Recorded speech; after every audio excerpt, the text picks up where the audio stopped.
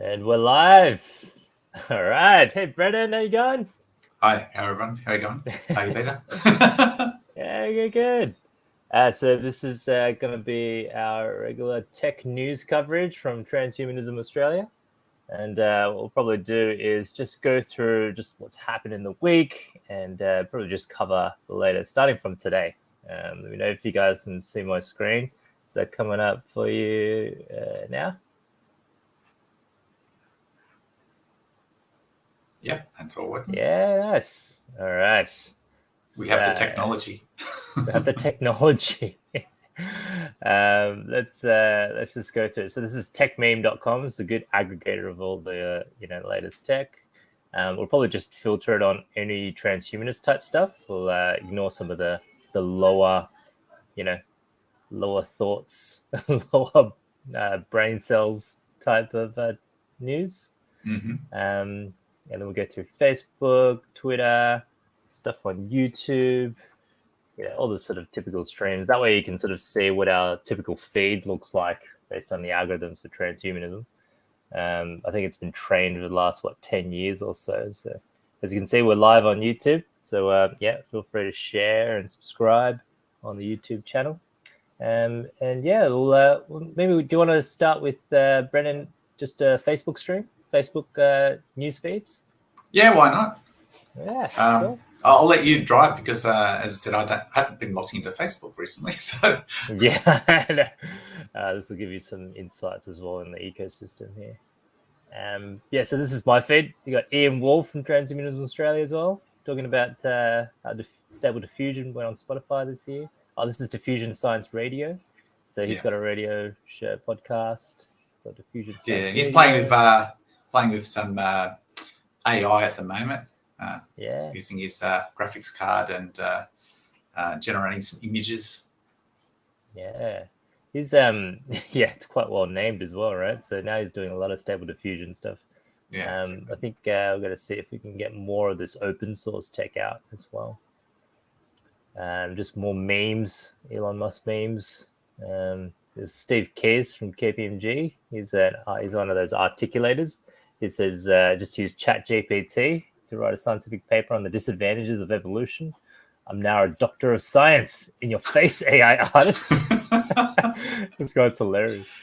Evolution is a process by which populations of living organisms change over time in response to selective pressures. Holy shit, there's like a whole essay going on here. In conclusion, evolutionarily disadvantageous traits are those that reduce the chances of survival and reproduction of an organism. Oh yeah, that's fair. Well, I'm glad we can use ChatGPT to spur the scientific method. Yeah, well, there's a guy just recently wrote a book for I think it's a children's book, just using ChatGPT, and I'm not sure what image generators he used, but he did that and created the book in the 12 days, and he's also published it now. Yeah, wow. I mean, for those that have been living under a rock, like ChatGPT is like GPT 3.5. So, essentially, they've trained it up from this generative AI. I like how the very first thing it says is verify that you're a human. Yeah, exactly. Gonna have ChatGPT using its own self. I'm not a robot. This is a classic. I think you gotta bloody do this. This is getting harder and harder, I'll tell you what. Yeah. Sometimes I just can't get it. I never know this traffic lights ones whether you have to do the pole or just the actual lights themselves, right?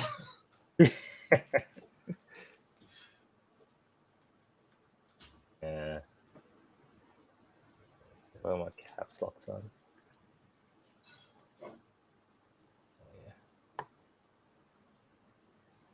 Yeah. So, I mean, I think it's costing them like 2 cents per call right now, and there's more than 1 million users. It's probably like doubled that by now from all the viral stuff. Yeah, explain quantum computing in simple terms.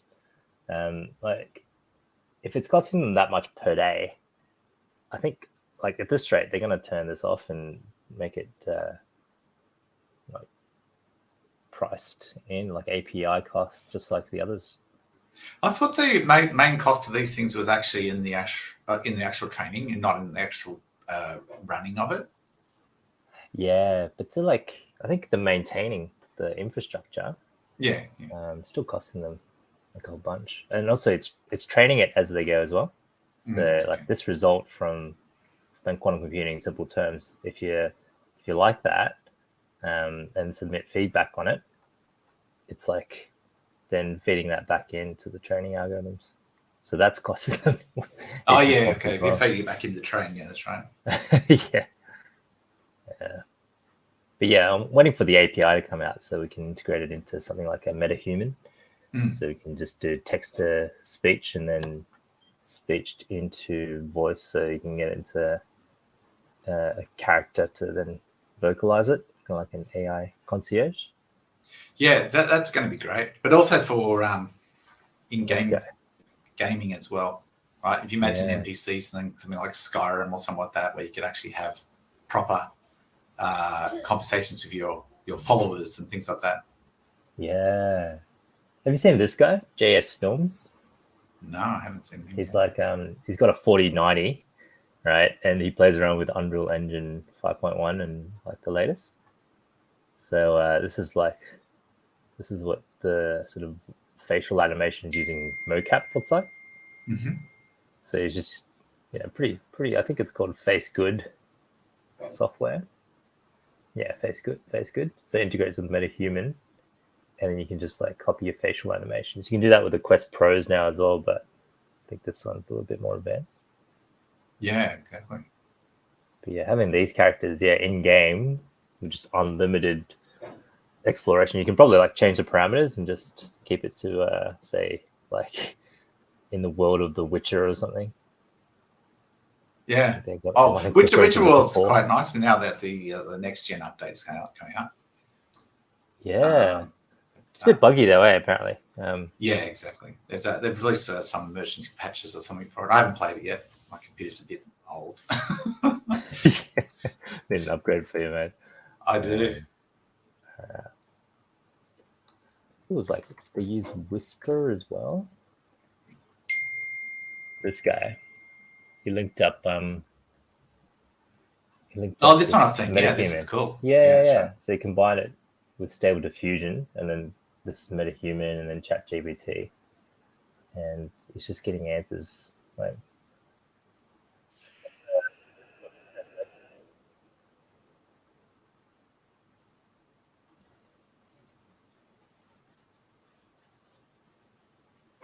Yeah, just have that at the front of your office. It's great. Yeah.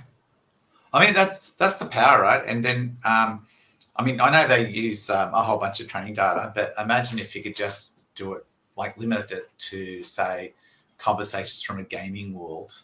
Your training set would be a lot smaller, and you would it would be so much better than some of the game generated stuff that's happening today. And you can have actual conversations with your followers. It's always been a dream of mine, right? That's it. So the character, because when you're playing a game, right, one of the big problems is that to become believable, and this is why I like virtual reality so much, is the fact that we want to engage with the game and make it like your world, right? And you start off with this dodgy character at the beginning, and then you end up building this really, really OP character and defeating monsters. And most of the quests and stuff like that, they ask you to go and save the world, right? But when you do that, most of the NPCs don't actually recognize you as doing anything fantastic at all, right? They have no memory. And so if you can feed that back in, you can actually feel like you're actually part of a world where people actually remember what you did and respond to it, right? And that would be so much engaging. It's like in the NPCs. Well, I mean, good or bad, right? They should remember that, right? They should be upset with you, right? If you did something like that. Eat your like cheese, right? Yeah. Let's see if I can pop your face out so I can see you as well. No, I can't. I'll figure this out. But yeah, now it's going to be crazy. In Dungeons and Dragons, those sorts of games, it's just be like endless exploration for your expeditions. Yeah. this guy. Oh, it's Adam Ford. He's from Melbourne, the transhumanism community over there. So he runs science, technology, and the future. Meetup. So if anyone's in Melbourne, Australia, check out their meetup group. It's got science, technology, and that's on.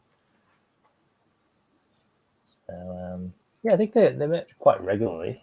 Back in the days they had the Singularity Summit, like the original Singularity Summits there. In the past. Next time we're in, we should pay them a visit as well. Because he's been around since the start. Like he's been interviewing the likes of like Ben Goertzel for the AI stuff. Had philosophers' walks in the Botanic Gardens over there. Sounds nice. AI risks and opportunities and ethical issues. Yeah, it's a nice community. How can we know if AI is sentient or not? Stepping in the future. Yeah, post-human against human exceptionalism. That's quite philosophical. RMIT, Future U, AI art. So this is the transhuman art as well. David Brin, I remember that. Yeah, they had David Brin online talking about how do you determine what's the likelihood of life out there as well. Yeah. He got really into UFOs at some point, eh?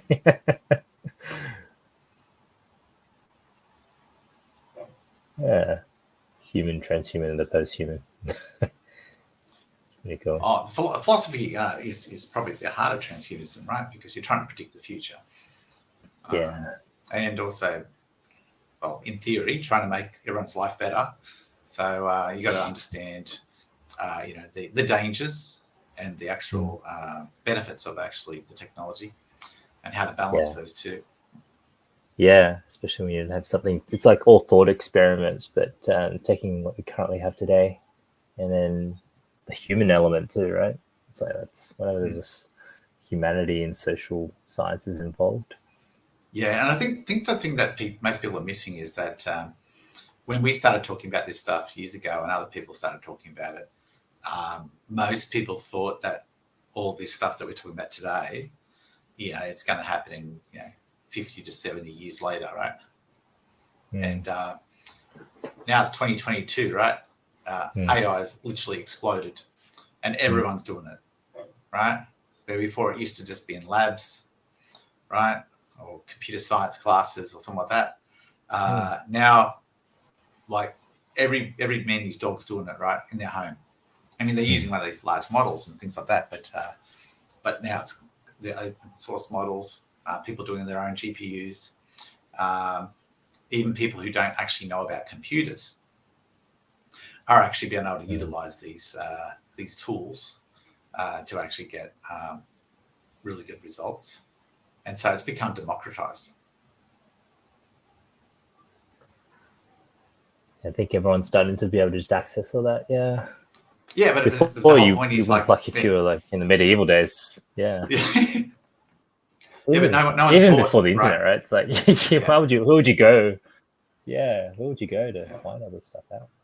Yeah, but it's exploding so quickly now, and most people thought that this was a few years off at least, but the pace. I think they said the pace of AI papers is at least one AI paper per day is being released now.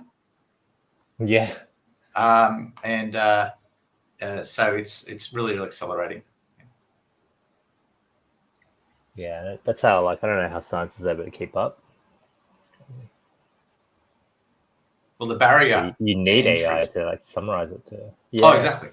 The barrier to entry has gone down, and that's only a good thing because it means that everyone's picking this up, which means there's more funding, there's more, there's a lot more educational resources that people can actually get into the field much easier. there's a lot more university courses and things like that being opened up. So it'll only just end up on a feedback cycle, right? Yeah, and then it's just about on the social side, not just rejecting it, right? It's like, how do you make it something that people want to accelerate further? Because I feel like I think with the whole trying to change the whole narrative now, getting people to embrace these accelerations in technology rather than seeing it as a bad thing. Yeah, well, you gotta not scare people, right? Because there's dangers, right? But I think the danger mainly comes not from the technology, but people's reaction to the technology. And we've got to make sure that the technology is available to everybody and not just gobbled up into large corporations or governments. and so, because people will see that as a threat to their livelihood, like a lot of artists right now are starting to panic. And we should change the narrative to the fact that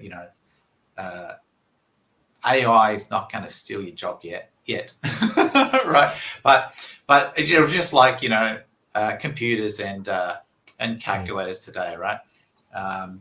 It will help you do your job much faster in most cases, right? So it's just another tool that makes it much easier to get a job done, which will allow other industries and other jobs to actually come out. And when we do get to the point where it starts stealing jobs, right? I think people need to start understanding that the world has existed as it is at the moment, and it's not going to stay that way for long, which means we need to change. We need to change our systems of governance, our systems of monetary policy and other stuff like that, so that we can actually start looking after people when these disruptions come. Because everyone that knows the industry knows this disruption's coming. And we can plan for it, right? But it's not 50 years away. It's 10 years away, right? And that means that people need to start now. Yeah, that's right. We're going to put in the right incentives for it too. It's you're right. I think there's also like the people that are into the tech, but they're starting to sway against it as well. But even like things like nuclear fusion, like seeing what Sabine wrote here, she's like supporting nuclear fusion. There's been like discussions around should we even try to pursue fusion when we already got the sun? It's kind of like they're going the all now rather than a portfolio approach to R&D. They're going, all right, well, we'll just go all in on solar and wind and things that use the sun as a way to show that fusion already exists, right? And then that you're trying to extract the energy from it through solar and batteries. Yeah, look, I'm not a nuclear fusion expert, but my understanding of that, if they get it to work, right, is the fact that you effectively have unlimited energy, right? And you'll have a lot more energy in a lot smaller area, right? There's issues with solar at the moment, right, which are being solved, but there's still issues, and there's issues with wind. But nuclear, oh God, I don't like using this word, your base load power, right? Right. But once you get fusion power, you've got practically unlimited energy. And we don't just have to think about it's what's on Earth, right? We can think about ships having small fusion generators, assuming you can make them small enough, which means you could have bulk carriers going across the ocean consuming next to no pollution, right? And because nuclear fusion is much safer than fission, and it's probably even safer than carrying thousands of tons of fuel oil right in your ship. So we could actually revolutionize transport, right? So you still need fusion, but I think it's still definitely needed. Yeah, we definitely need it when we go like beyond our solar system. Like if you're trying to go interstellar travel. Oh, exactly. But once you Yeah. get fusion, you can recycle everything, right? Hmm. Because energy is the biggest problem, right? Yeah. And I think just like the moonshot, you're going to learn stuff along the way that'll have practical commercial applications as well. Like it's always going to be 10 or 15 years away at this rate, but it feels like if there is going to be a breakthrough someday, we'll learn a whole bunch of shit along the way. Yeah, exactly. Yeah. I mean, they spent a lot of money on fusion over the years, right? Not enough to make it practical, but they spent a lot of money. If they can make it practical, it'd be great. But then again, these AI or machine learning models may actually make it practical in the near future. Like, for instance, they used what engine was it? The OpenAI to do the Moderna vaccine in 48 hours. Yeah. Right. And so that would take, at least a few years in normal type research, and they did it in 48 hours. Right. So if you can do the same thing to material science and your fusion, because I think one of the problems of fusion is that, the other types of fusion designs is the fact that they get plasma turbulence, right? And so they can actually solve AI for that. Like use AI to look for better ways of doing this, and look for better ways of actually doing these, maybe focusing these lasers or actually developing the fuel pellets or whatever it is, right? Yeah.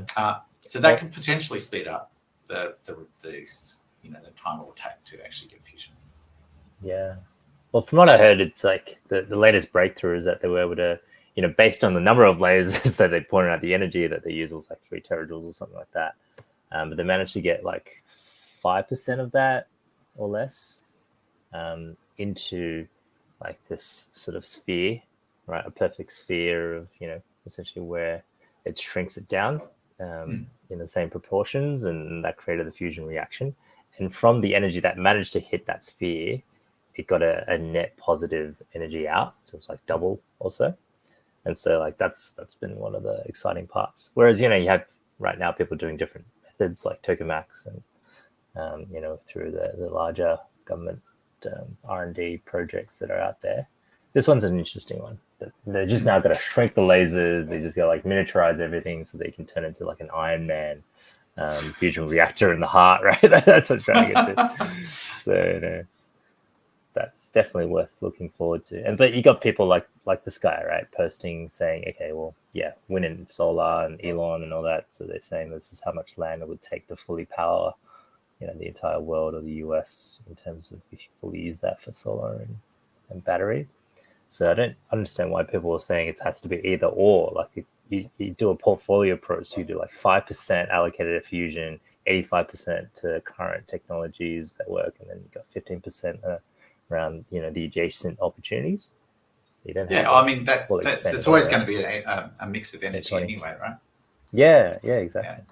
Plus storage. Remember storage. Yeah, that's right.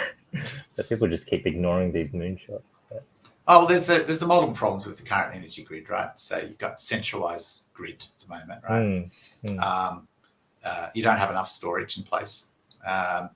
You need also a modern grid with modern switching electronics, right? So if you can do that, then you would allow the energy that you already do generate to actually flow around much more efficiently. And then you'll be able to more efficiently take in rooftop solar energy, plus other large-scale solar things. Because I think there was one of the solar farms they've been building somewhere. I can't remember where it is in Australia. They've been building it, and they didn't turn it on as fast as they wanted it to, even though it was already built. Is because they didn't have the sufficient infrastructure in place to feed it into the grid. So for the remote areas, in parts of Africa as well, they should just go off grid and just have it rooftop solar batteries, and then when they have better infrastructure, expand it, more central central cities, and try to do that as well. Electrification of everything. Yeah. What about John Carmack is leaving finally from his I haven't heard of that consulting one. CTO. He kind of stepped down ages ago, but Like he's been just still consulting as an advisor, like 20% of his time to Meta still. Yeah, because he's working for an AI company, or formed his own AI company. Yeah, Keen Technologies. So he's trying to work on AGI. So it's like, Yeah. But yeah, he left a pretty damning note towards the end there. It was kind of like things were just too inefficient. Apparently, they're using only 5% of the GPU in the headsets, utilizing 5%. Oh, okay. Or in terms of achieving the usage of it. I'm not sure if that's a software update that could be like improved on, but yeah. One of the things was heating, like the Quest 2 suffers from a heating issue. They couldn't cool it down, so they had to downclock it. Yeah, that's true. Yeah. And the Quest Pro, they've actually added I think they added an extra fan, and they've also then split the electronics and what do they do? They split the memory and the CPU apart, so they could actually cool it down further. Yeah, so they could actually run the clock slightly higher than they ran. Yeah, that's a shame. Hopefully, it does like prompt some better use of the team resources going forward. But yeah, I want to know what Keen Technology is up to. I think it's still in stealth, right? Because that's not it. It's definitely not that one. Yeah, the AGI startup. So they've raised $20 million in August. I think he's doing that with his son, right? Is it with his son? Oh, that's what he said on an interview, but I haven't really looked into it very much. Yeah.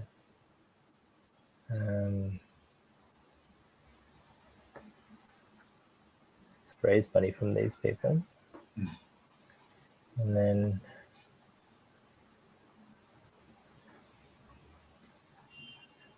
yes, 20% of the time at the time. Yeah, it's interesting. Like people just focusing on AGI now. That's really cool. He's one of the smartest people on the planet, so it's good to have more people helping on that cause. So it'll be probably like along the lines of OpenAI and DeepMind, right? Possibly, yeah. I really don't know too much about it, but he was keeping his he's giving the details kind of hush when he first started talking about this, but I'm not sure what the details are now. Yeah. Yeah, you mentioned it, the Lex Friedman podcast back in August. Eh? Why is Elon on ChatGPT? Ilya. Oh no, this is someone else. Michael Spicer is a pretty active member of the community. He's got some cool projects with Web3 credentials. So it's a Telegram bot. So now you got a ChatGPT robot on Telegram. Sandbox. Charles. I'm going to get Charles on the next time. The Transhuman. Welcome, Zoltan. Zoltan's getting a lot of Spanish coverage, isn't he? I haven't seen much of Zoltan recently, actually. Yeah, he's been building out his wines, his Transhuman wine collection. So he's going to be selling it out. I didn't even know. Yeah. Yeah, he's got some wineries in France and I think in Napa as well in the US. Death Stranding. I think Death Stranding, they said, is going to come out with a movie starring Norman Reedus, of course. Have you played Death Stranding? No, I haven't played that. YouTube. I've seen some of the trailers. The trailers look epic. Yeah. Gameplay. It's like the dead don't just die; they like end up some spirits going around the planet trying to kill other people. New type of material. This is from Singularity University. They do some pretty good coverage on Singularity Hub. New type of material can learn to adapt its physical properties in response to its environment and to advance in mechanical neural networks. Oh, I haven't seen this one at all. Like the brain, huh? Yeah. Like the brain. This is from October.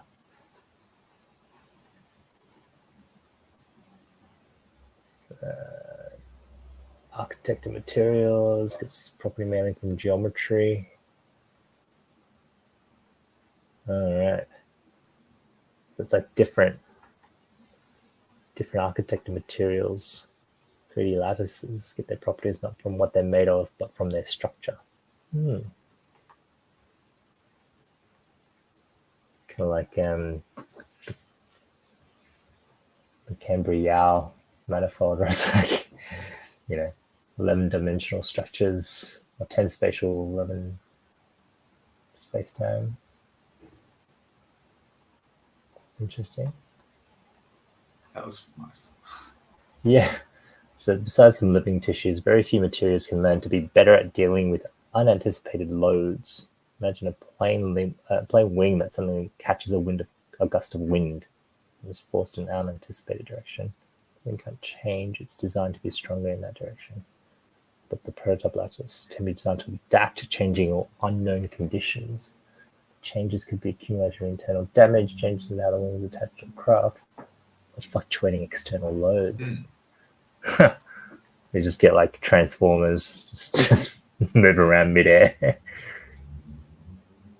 The wing adopts and maintains new properties, adding each behavior to the rest of a sort of muscle memory. Holy shit. Oh. Longevity of building structures. What about the body? Yeah. Just turn our bodies into this. They're like unbreakable.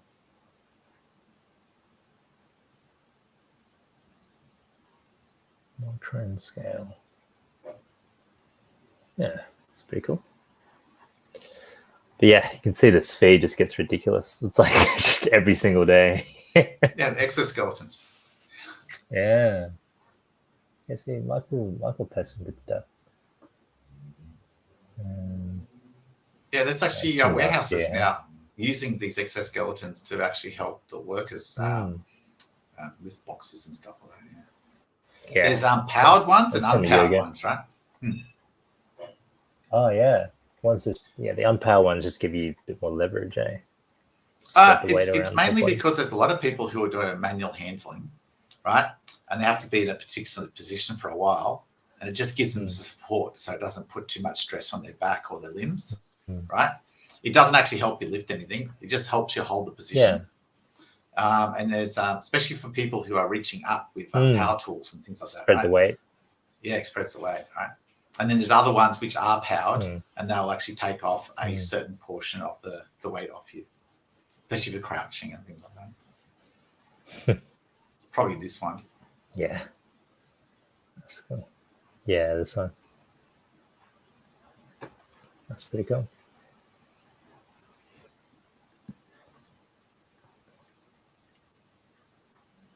Just image of another solar system. Nice. Oh, it's a direct image. What were they doing before? Was it just purely reconstruction based on? I'm not sure, actually. Yeah. I think they've just used... I've never seen like this before. But 2022, so far, some very, very exciting developments, right? Yeah. Oh, have you seen this? This is pretty cool Bionics stuff there.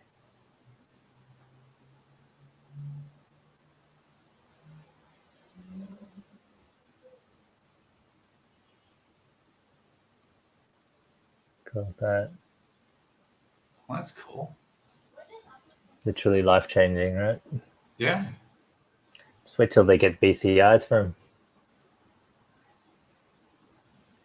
He's already able to control it. Sure, probably what? Reading the muscles. Yeah. From the muscles. Let's go.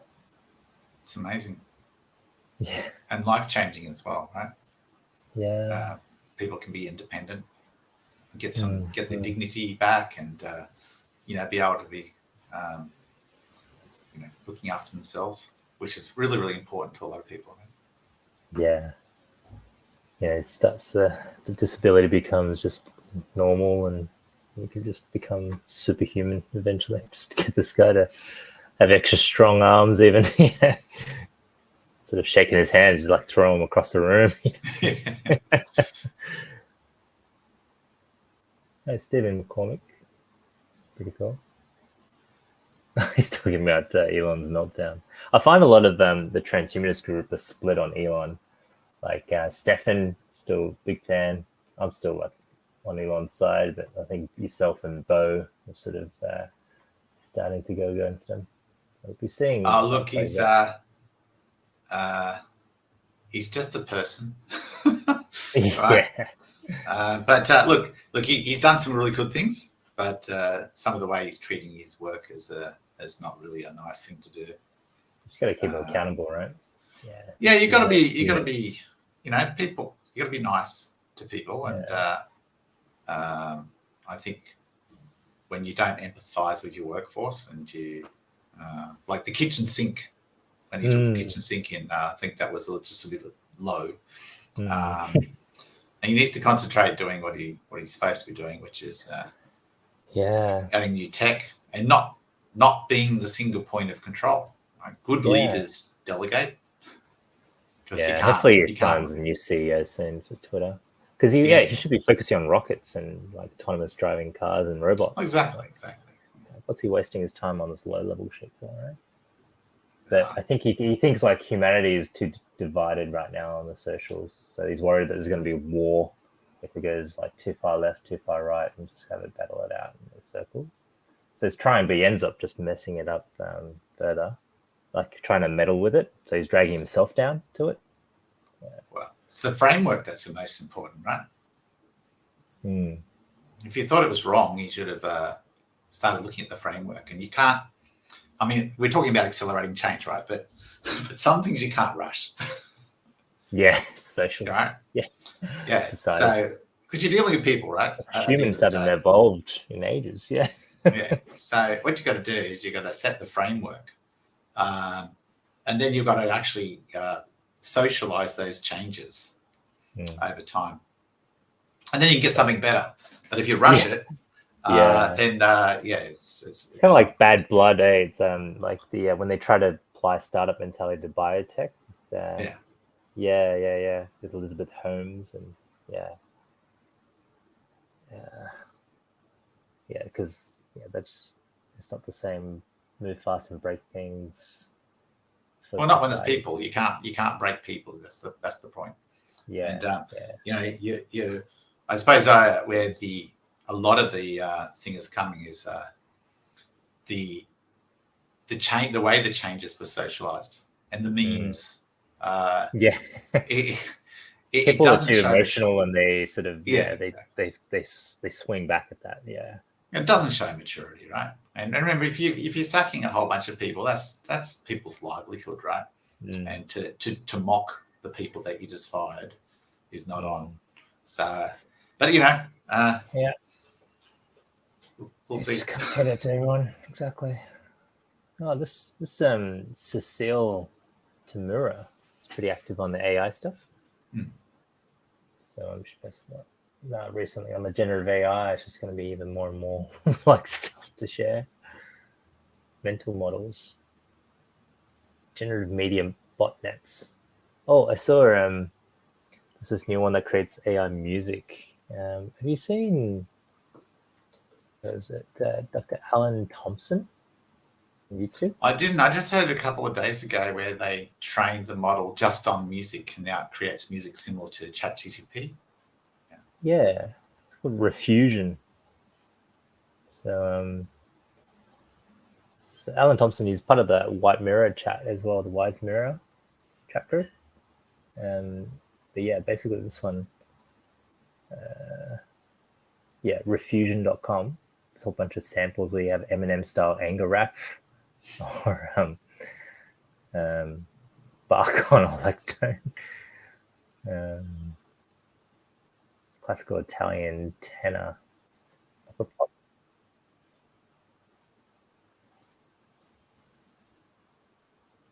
K-pop boy group. Does that audio come through? Oh no, it doesn't come. Okay. Yeah. This guy, Dr. Alan Thompson, is such a great guy because if anyone hasn't seen the work that he does, it's really, really good because he breaks down, quite difficult concepts down into very, very easy to understand ways. So you can watch all this artificial intelligence talks and things like that in an easy understand way. And he really does communicate very, very well. Yeah. No, it's got a great resource page. He teaches them you how to incorporate ChatGPT into Google Sheets as well. So you can, or GPT-3 at least. So you could, ChatGPT. So, it is GPT-3. So you could just do a whole classification problem on your Google Sheets. Just as long as you have a paid account to do it. Those things add up though. It's like those are the calls. And the other page should look at is 2-minute papers. 2-minute papers is great. 2-minute papers is a really good way of actually showing some of the innovations and things in artificial intelligence. As well. Your game graphics now 60x smaller. Stable Diffusion version 2. They got a bit. I think the first version of Stable Diffusion 2 was like too woke because they deleted a whole bunch of like not safe for work stuff, and then the model performed worse. But then they've updated it to make it add it back in some of the good ones.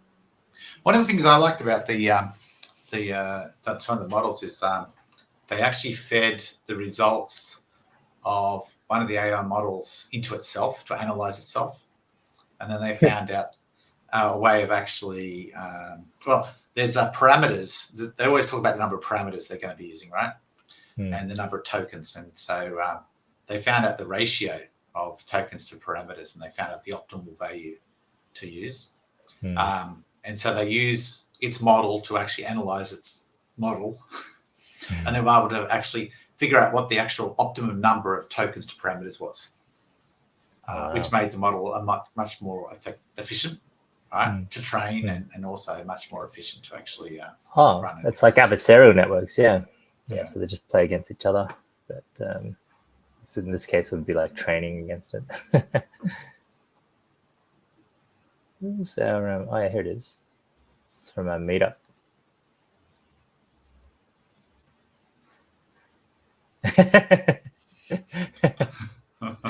They had I was just thinking the synthetic AI art meetup afterwards. That was fun.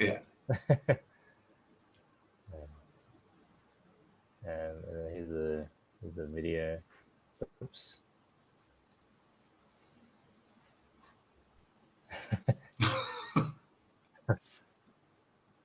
I didn't know it was a video. It's funny how we had like Mark Zuckerberg in the background. Yeah. The fake version of it, or the scan version. Meanwhile, we had the two headsets. And the Pro. Very dystopian. Pro. Yeah. Yeah, the Pro and the Quest 2. So that's Pascal. He's from Nigeria, and he was visiting in Sydney for 2 years, studying at studying for 2 years here. So we'll get him along to the next meetup as well. But it was his first time in VR. He was playing the Iron Man VR. It's just like, whoa.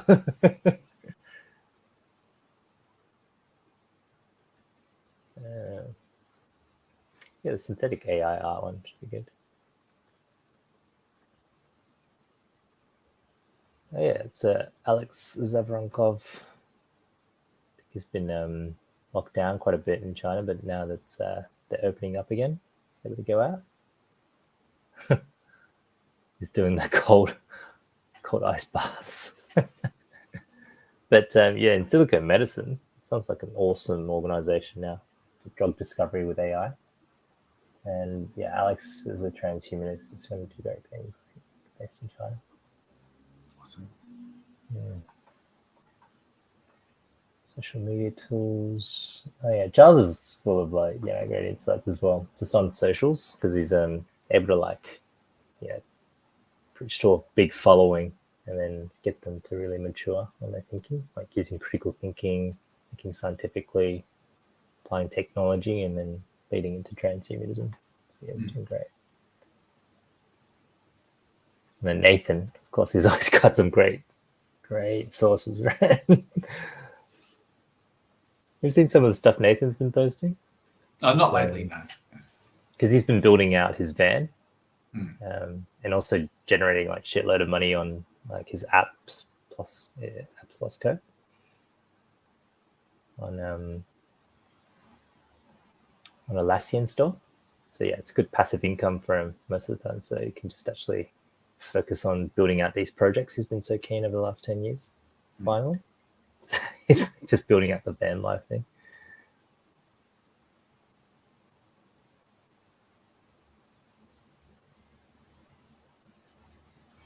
Oh, that's pretty cool.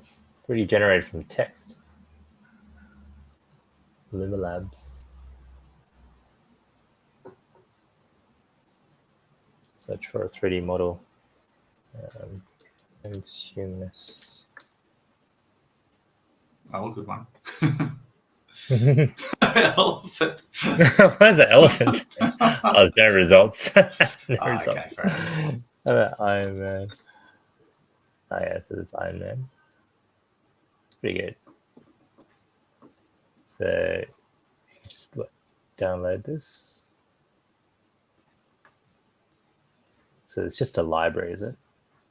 Oh, try Iron Man on chair. Yeah. I think it has to be I think it's like a database, right? Ah, okay.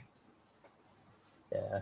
So, but these actually are in 3D generated and then just uploaded onto the database. Mm.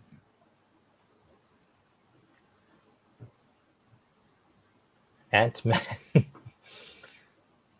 That's pretty cool. So they used AI to generate all of these. Slice of pepperoni pizza.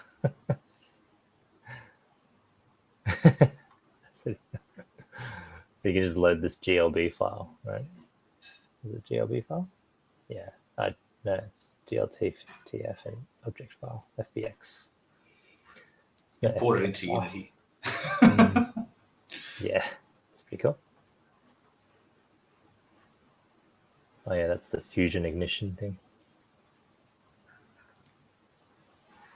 What does your feed look like? What do you get your news feeds? I haven't looked at Facebook for a very long time, actually. I mainly get my stuff from Reddit. Reddit, yeah? Yeah. So if you go to the channel called Artificial. No,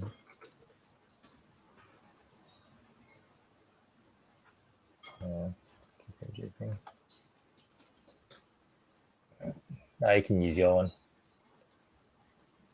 Yeah. If you can share your screen. Did I give you rights to share your screen?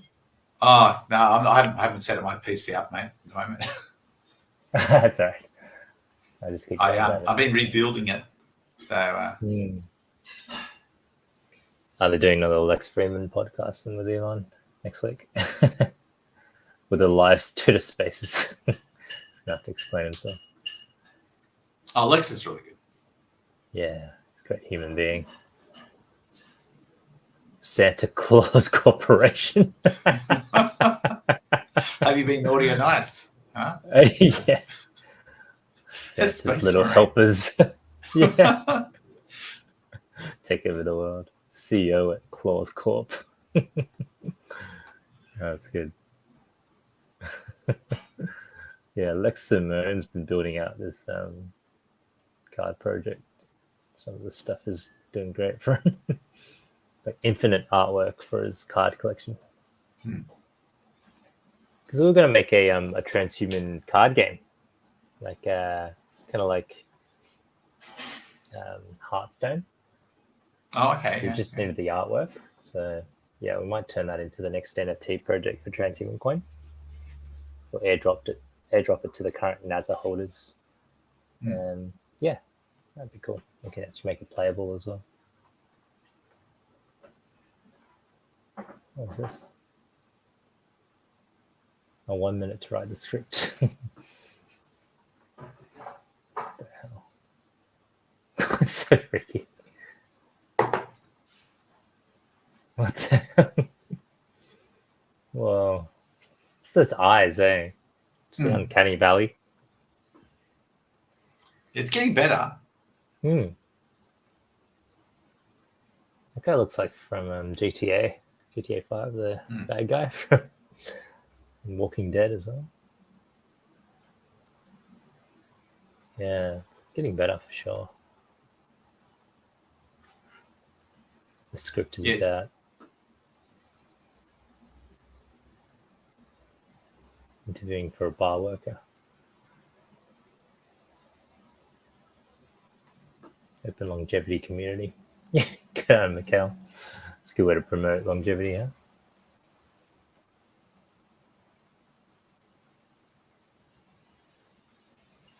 This sounds funny.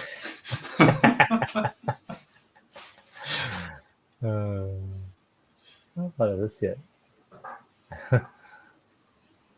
It's the next one, huh? It's a competition.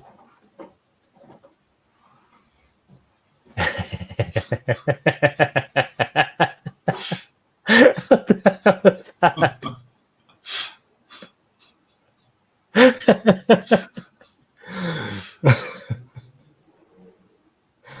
Oh, it's so good.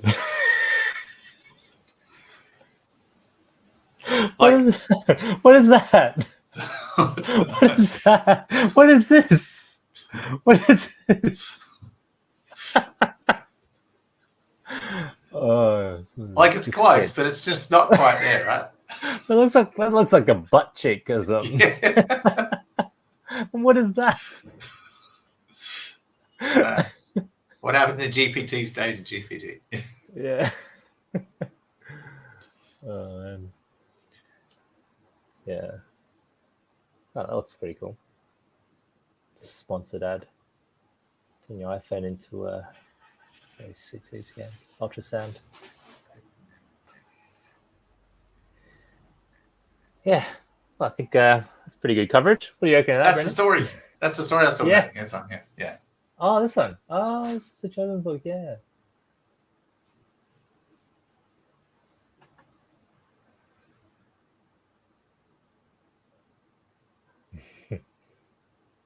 Artists, of course, are not happy about it.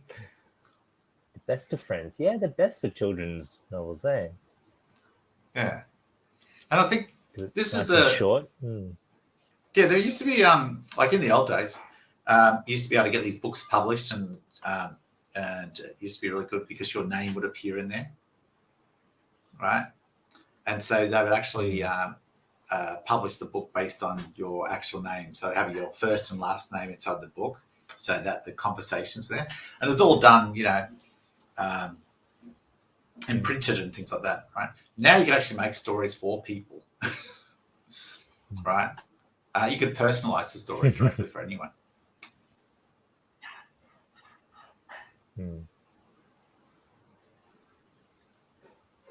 Yeah, that's so cool. So. There's a bunch of tabs. This laptop's not that great. So, what's your current prediction for AGI? 2029. 2029. Okay. Yeah, I know it's quite aggressive, but like people in the industry think it's going to be faster. Some of them think it's like 2027, 28. Others are like 2045. But then most of them say, somewhere between now and before the end of the century, right? So average that out. I got $100 riding on 2035. 2035, yeah. Yes, that's right. Well, that's singularity. So I suppose we get AGI by about 2032. Take 3 years for the takeoff. But yeah, that was the beginning of this year, and then now we're up to December. But it looks like there's a lot of changes. GPT-4 is just around the corner. So human brain level number of parameters. Yeah, 100 trillion. That's the number of synapses in the human brain, right? That's right. So it's getting there. That's next year. That's next year. Yeah, but I still think it's going to take a lot longer. I think GPT-4 will be the beginning, and then it was like GPT-3 when they first came out. People were like, "Oh my god, GPT-3 is going to be doing this," and Then there was like these conspiracy articles when they said, "Oh, we're not going to release it because it's too dangerous." And now it's here, right? But it didn't really take off as that amazing. Like, I mean, it's amazing, right? Don't get me wrong, right? But it took around about 6 months for everyone to start catching up to it, and actually people to start trying a lot new things on it once it's sort of more accessible to the public. And then GPT-4, when it comes out, it's going to probably be the same thing, right? It's going to come out. It's going to be used for a couple of research things, and it's quite serious.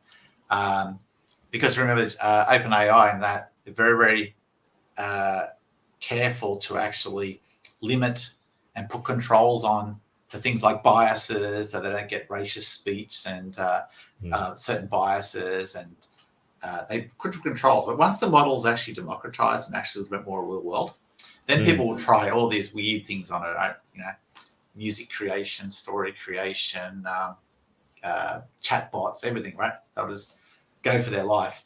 And then you'll get these amazing things that no one ever thought about to try it out. And then we'll see that how much better it is over what we got today. It's going to be amazing. Yeah. Right now it's like pre-AGI priming. And, you know, people getting, it's like they had created a monster that they could not stop. And they could only watch as the singularity consumed everything in its path. It's like that Google Lambda guy, and it's like, oh shit, it's real. But that was pretty crap. Now it's like, yeah, people are starting to just go, is this actually just a bunch of like call centers supporting it in the background? Like people are questioning it. No, I suppose it's very, very hard. Well, I suppose this is the most important thing that people need to understand when it comes to AI is exactly what it is, exactly what it can do at the moment, right? So that they can ask the questions and they can actually not be scared about it, right? Yeah. But also going into going in and asking questions of these bots and getting to do things. After a while, it's quite obvious that they're not that smart, right? They're doing clever things. Because, you know, like when you first get your Amazon Alexa or your Google Home, right? It's amazing, right? But it doesn't take very long to realize that, you know, the holes in it, the gaps, the things that it can't do, right? And we should be careful not to scaremonger too much, right? But also we should make sure that, you know, the current models at the moment may not be dangerous and may not be ending the world, right? But remember, they are the catalyst for the next version that comes along, which may be the world ender, right? And so it's always good to ask the questions, and it's always good to get people to put safeguards in, right? It doesn't mean we should ever stop development and technology, but it means that we should be careful and we should know what to watch out for. And also, like robo-debt and things like that, right? You need to understand the limitations of a technology, right? Even AGI, before you go and put that into a place which can do harm, right? You still need a human in the loop at the moment, right? To look over it, to make sure that safeguards are put in place, because we shouldn't trust. It sounds overly confident. Yeah, exactly. Yeah, exactly. It's super right. confident. It's got like fake data in there. Exactly. But, yeah, they should also be thinking about practical applications of it as well, like in longevity and enhancing our intelligence. So, like, we should equally spend as much energy trying to find the, you know, the positive outcomes as well. So yeah, well, that's where the appliance stuff comes, discovery and cellular reprogramming. Exactly. Like, we need more people to get involved and build stuff so that it's not just centralized as well on a few experts. Well, I think the Stable Diffusion and Midjourney and you know, OpenGPT and things like that, that's creating the awareness right now. Right, it's making it more accessible to people, but it's also everyone's now aware of what artificial intelligence can do. Right, and it's more likely now that people, instead of actually just allowing, you know, people in labs to do it, people are trying it in home. Artists are trying it. You know, mums and dads are giving it a go. You know, who may not be necessarily technological savvy, but they're able to now use these tools to do something exciting, right? And I think that's where we get the innovation, right? It'll just take someone to say, you know what, I wonder if this technology can, they can use this technology to solve a particular problem that they're working on, and they give it a go, and then they suddenly find out that it's pretty efficient at doing such, right? Yeah. And then scientists will pick that up, modify the model a little bit, and then suddenly you've got this world-changing technology. That's right. Oh, you see this? HTC is going to be coming out with a better Quest competitor. Oh, Not sure if it's the Quest Pro competitor, but it's AR, so it's got to be, right? well, I mean, the Quest Pro is quite cool, but obviously if they can improve the camera pass through, right, and increase the resolution of some of those graphics, right? I think it'd be a definitely game changer. It's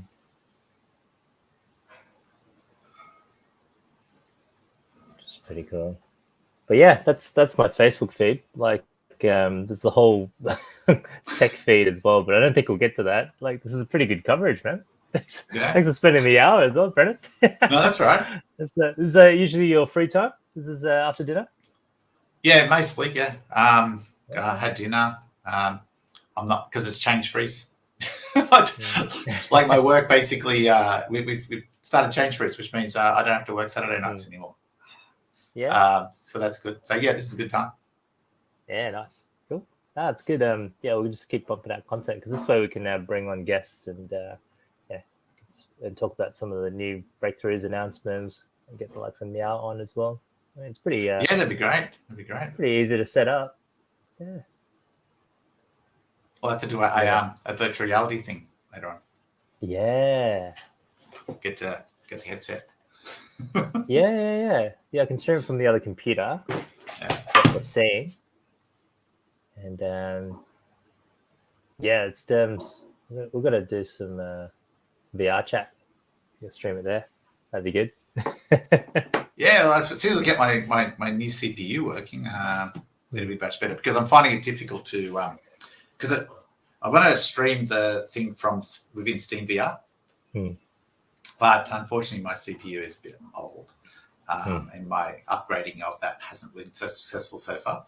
I think I got a conflict between the motherboard and the GPU. GPU is a little bit too old, and there's a conflict. And that way, I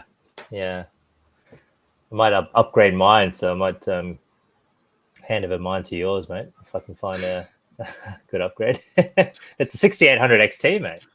Yeah. Will that be compatible with your motherboard? Oh yeah. Sweet. Sweet, let's do it. I just need like a VR, like plenty to be able to play these things. So just can fit it on. Yeah. But anyway, definitely. Yeah. Oh well, good to see you again. And, man. Catch you soon. Okay, man. Bye, everyone. Yeah. Bye.